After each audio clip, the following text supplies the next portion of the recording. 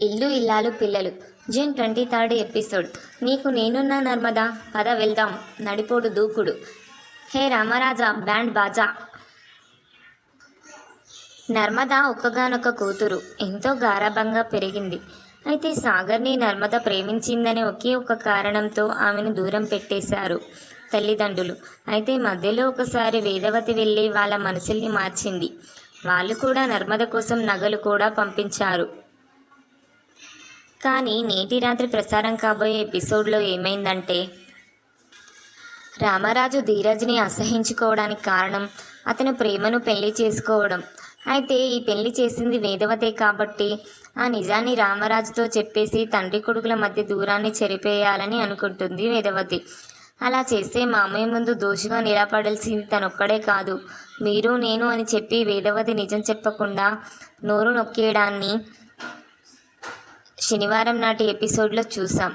ఇక ఈరోజు రాత్రి ప్రసారం కాబోయే ఎపిసోడ్లో ఏమైందంటే, ధీరజ్ బాధని చెరిపేయాలి, ఆ బాధ నుంచి బయటకు తీసుకొని రావాలి. ధీరజ్ దగ్గరికి వెళ్ళి కూర్చుంటుంది ప్రేమ. అతన్ని కన్నార్పకుండా చూస్తూ ఉంటుంది.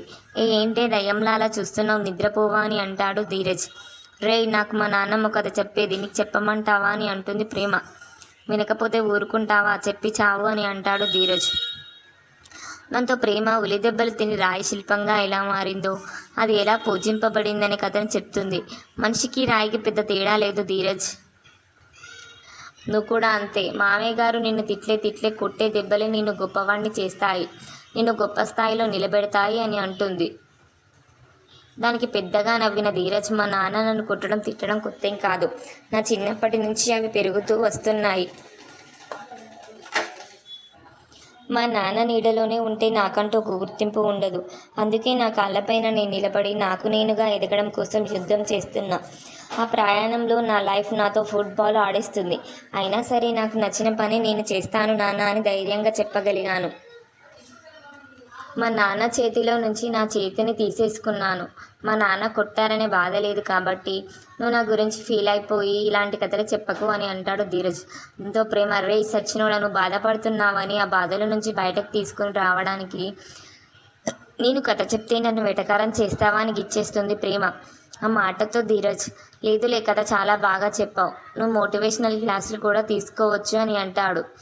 దాంతో ప్రేమ మళ్ళీ మోటివేషన్ ట్యూషన్ అంటూ ఎక్కడ సిద్ధమవుతుందోనని, దయచేసి అంత పని చెయ్యకు తల్లి అని దండం పెట్టేస్తాడు. దాంతో ప్రేమ సచ్చినోడా అంటూ బాధి పారేస్తుంది. వీళ్ళ కథ ఇలా ఉంటే, నడిపోడు సాగర్కి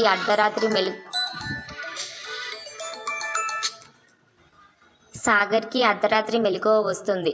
పక్కనే నర్మద లేకపోయేసరికి ఎక్కడికి వెళ్ళిందని వెతుక్కుంటూ వస్తాడు. అప్పటికే ప్రేమ బయట కూర్చొని బాధపడుతూ ఉంటుంది. ఏమైంది నర్మద, ఎందుకు ఇక్కడ కూర్చున్నావు అని అడుగుతాడు. దాంతో నర్మద తన చేతిలో ఉన్న గిఫ్ట్ వాచ్ని సాగర్కి ఇస్తుంది. ఈ వాచ్ చాలా బాగుంది, నా కోసమేనా అని అంటాడు.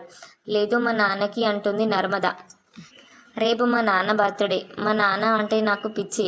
ఆయన బర్త్డే ప్రతి ఏడాది చాలా గ్రాండ్గా చేసేదాన్ని. నాకు ఊహ తెలిసి నేను ఎప్పుడూ నాన్న బర్త్డేకి దూరంగా లేను. కానీ ఈసారి మాత్రం ఇలా ఉండాల్సి వచ్చింది అంటూ బోరున ఏడుస్తుంది నర్మద.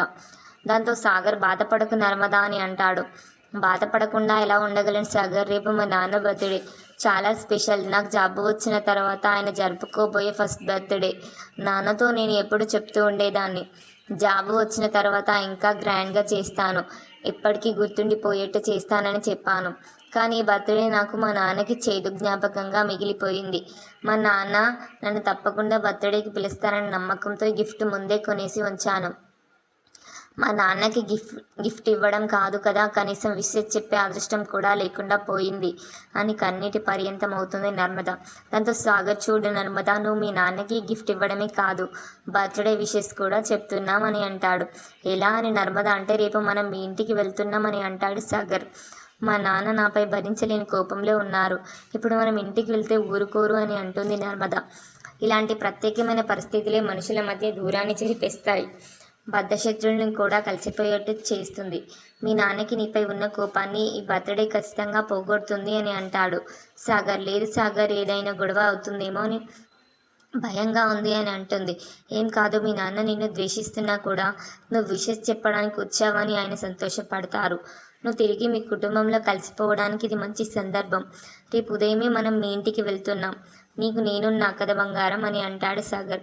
మొత్తానికి సాగర్ నర్మదలు ఈ బర్త్డే వ్యవహారంతో మళ్ళీ రామరాజు ముందు దోషిగా నిలబడేటట్టు కనిపిస్తున్నారు.